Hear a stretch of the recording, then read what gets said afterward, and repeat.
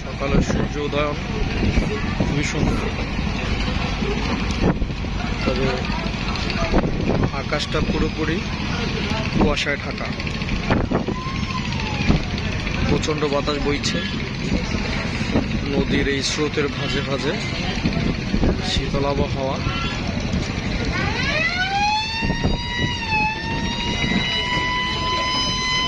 বোঝাই যাচ্ছে যে সামনে প্রচুর পরিমাণে কুয়াশা।